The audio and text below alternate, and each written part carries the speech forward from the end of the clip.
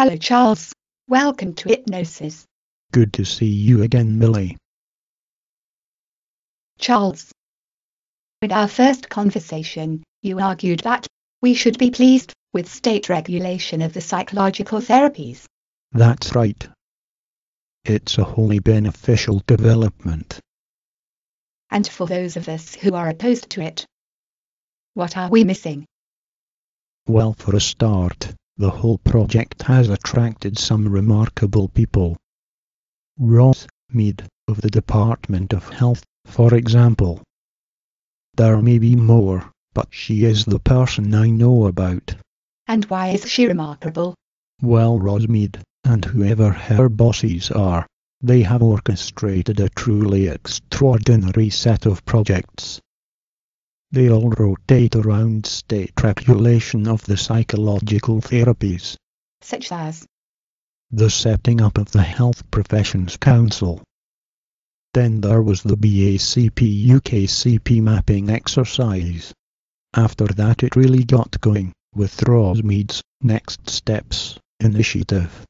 The Next Steps schemes began the measurement of the psychological therapies, especially the skills for health measurement of what we do, our competencies. To be able to regulate something, you have to be able to describe it.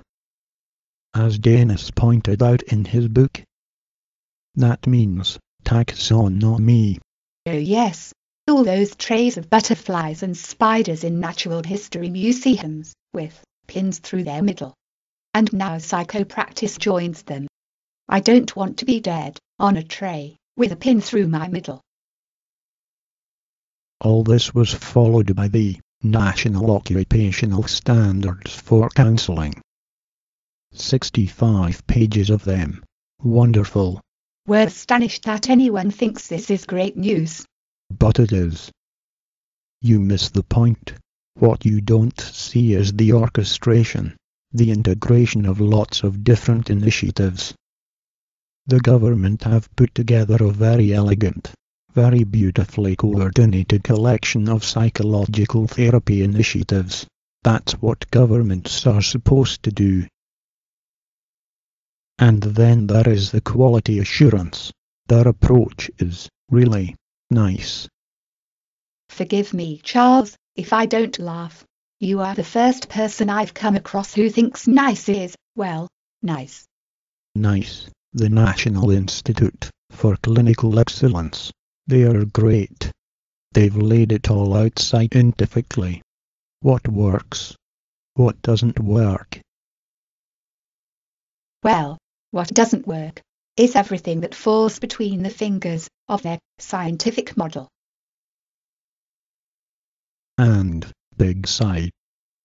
All this is against a background of major change in the NHS, as they move towards the commissioning of services, Outsourcing them. breaking up the enormous Stalinist monolith of the NHS. No, surely, they are outsourcing blame. Millie, please stop heckling. The government's plans for a makeover of the psychological therapies are truly spectacular.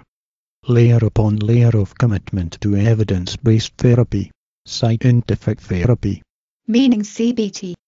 And, to go on, what is the focus of all this? The increasing access to the psychological therapies program. IAPT. Wonderful. Stepped care centers for people with anxiety and depression. Great. And especially satisfying. It cuts the ground from under the mainstream accrediting bodies. Yes indeed. May they rest in peace. Even more wonderful is the creating of a whole new, HPC-controlled division of psychopractice, the psychological therapist. Yes, very logical.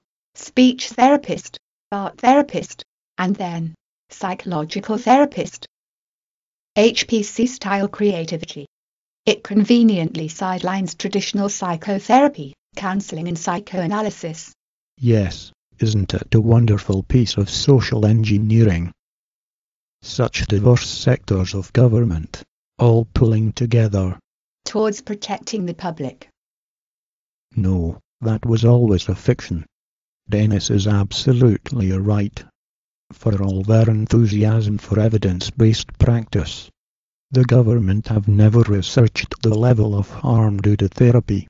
So why is all this resource being poured into state regulation of the psychological therapies? Control, the word hypnosis and IPN don't want to hear. Charles, I sometimes think you have fallen in love with control. Millie, you keep coming back to the personal, when I'm trying to help you see what's actually happening on the ground. What I've been describing are hugely creative initiatives, and they are all about control, government control. It doesn't make sense. It's a huge waste of public money. There was nothing wrong with psychopractice. You still miss the point. There is something wrong with psychopractice. It's wild, it's disorderly, it's rebellious, it's chaotic. There are hundreds of different theories, different therapies. Governments are bound to want to reach out and capture them. But doesn't this rich diversity give clients a lot of choice? Listen, the government tried to talk to the mainstream bodies about regulation, and what did they find? That these supposed fountains of rationality were fighting among each other for business, for status. For government there was something here to be tamed, to be domesticated. Apparently the last health minister thought counselling was having a chat over a cup of tea with someone. Ministers know perfectly well that psychopractice is subversive. Rosemead probably even looks at hypnosis from time to time. I doubt it. Millie, in a time of high security anxieties, like the present, disorder, subversion, is seen as a risk factor. But surely we are only talking about healthcare. For any society, isn't the kind of questioning that psychopractice does necessary and healthy? It was once. It did used to be necessary and healthy.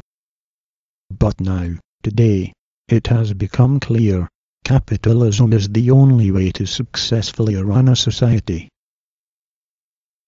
This means that psychological insights, subversive or not, are irrelevant. How so?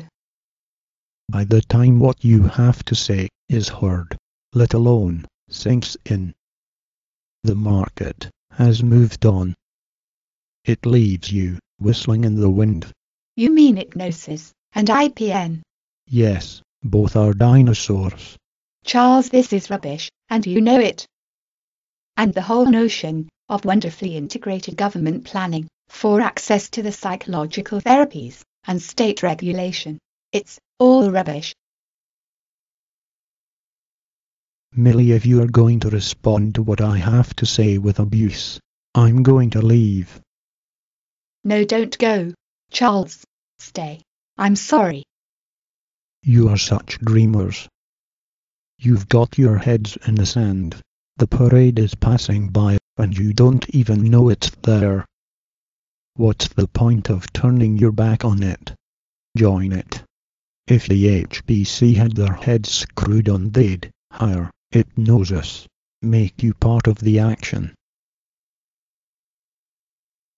Okay, Charles, let's call it a day. Thank you for an informative and robust conversation. We'll return to it another day. I hope we will.